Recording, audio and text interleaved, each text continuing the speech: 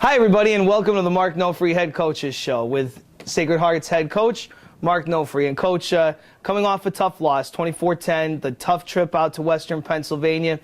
They have a great running back, and it was tough to stop Harbridge. You have a great running back, and Kishada Spence also had a great day on the ground, but ultimately it looked like St. Francis was able to shut down the passing game. What did they do that made them so effective? Well, you know, they're a good football team to start with. I mean, they're physical kids. They're good up front. Obviously, the back is an outstanding back. He's probably, you know, one of the best backs in the league, if not all of 1AA. And they hang around, you know. They hang around. They play physical. They bend and don't break on the defensive side of the ball. And we just didn't play well either. You know, when you put the two of them together, it was a recipe for a loss. But I don't think we played Sacred Heart football, and we didn't play up to our potential. We didn't play sound. We didn't execute the schemes that we had in place. We had some, you know, breakdowns. You know, 7 or 8 plays on defense were really the whole game for them. That we made some breakdowns there.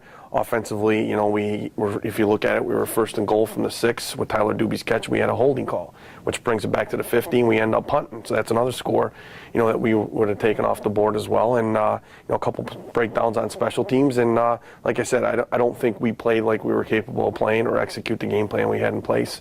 If you go back and you look at the loss against Wagner, we had 3 turnovers on offense, and we didn't create any on defense. On Saturday, we had 1 turnover on offense, and we didn't create any on defense. So that's been our recipe to able to mix up the run and the pass and create the turnovers and protect the ball, and we didn't do any of those 3 things this weekend. You mentioned that phrase, bend but don't break defense, and you guys, you know, 24 points, you may not think you played that great defensively, but then you look at Kellen Sperduto and his 13 tackles, 3.5 for a loss, and you know that defense at times this year has been really taxed, and once again they were taxed in this one, especially with the smash mouth football that St. Francis plays with Harbridge in the backfield. So what are your overall thoughts of how the defense played over the course of the entire game? Well, again, you know, in terms of being taxed, I don't look at it being taxed. I look at it as if you're going to be on the field, whether it be 50 plays a game or 90 plays a game, it doesn't matter. We're asking you to step up and answer the bell, regardless of what side of the ball is doing well. If the offense is struggling, we're on the field more, so be it. We have to pick each other up and feed off one another. And like I said, I thought we played outstanding defense the whole first half. Second half, between play 46 and 55, we had 9 snaps that was kind of like we fell apart. And after those 9 snaps, we went back and played good defense again. But there was 9 snaps in a row that we had that led up, you know, the 24 points. And when you have, you know, breakdowns like that and you get exposed, and you know they capitalize on those breakdowns, and you know they got 24 points off us, which we weren't anticipating, but we knew that, you know, Kyle was one of the better backs in the league and in the country, and we needed to stop him, and we did in the first half. And second half he got going a little bit and had, you know, a screen pass for a touchdown and a long run, and then he busted another run for about 35. So you know, what are you going to do? It's a great back, and we didn't execute the game plan that we were taught to. And like I said, I just don't think we played well. I thought we played hard. I thought we were ready to play. I just don't think we executed and played Sacred Heart football, and you know, ended up with a loss. Well, when you're used to putting up, it's the Central game the week before was what, 58, 59 points. You're used to putting up 50-plus points a couple of times this year. Is there a level of frustration that you could see set in on the guys that, say, a Tyler Doobie, who's used to hauling in 3 touchdown catches a game and all these one-handed circus grabs, R.J. Noel, who's been fantastic all year. How do you battle through that frustration when you're in that moment? You know, I'm sure the kids were frustrated. You know, they're used to scoring 40, 50 points a game, and you know, when you walk away with 10 and the thing wasn't rolling like it's been, they get frustrated. But again, if you look at Bryant, we scored 3 touchdowns in the 4th quarter, so it could happen at any moment.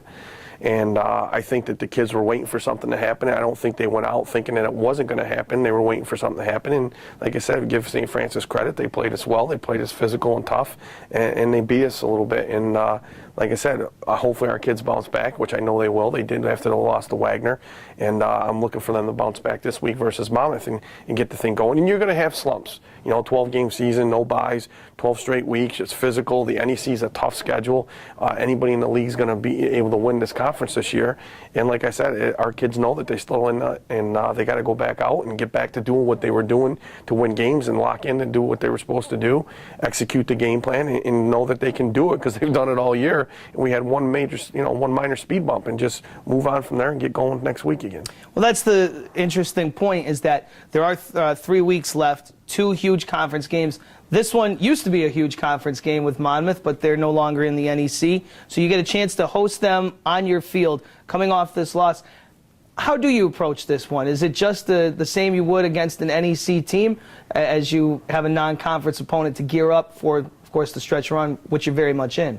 No, we're going to approach it like any other, game of the year. I mean, this is just, game 10 for us. We're not going to, take anything different approach to it. We want to win the game. Obviously, they're not a league game anymore, but so be it. Like it was at the beginning of the year, we started out 5-0 against opponents that were non-conference opponents, and those games were just as big for us as this one.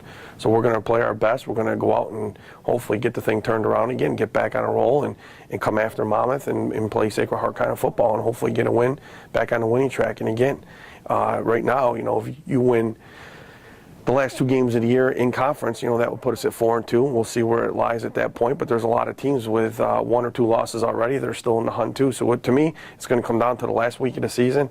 Whoever's healthy and whoever can win that game, that's a meaningful game at the end of the year. All right. Well, it's going to be a fun stretch run, but of course, we're not looking too much forward. We look forward to Saturday with Monmouth coming to town, and good luck this week, and go get them. Thanks. All right. Mark Nofri, head coach of the Sacred Heart Pioneers, joining us. And yes, Monmouth is coming to town. In fact, Fairfield, Saturday, 1 o'clock, right here at Campus Field.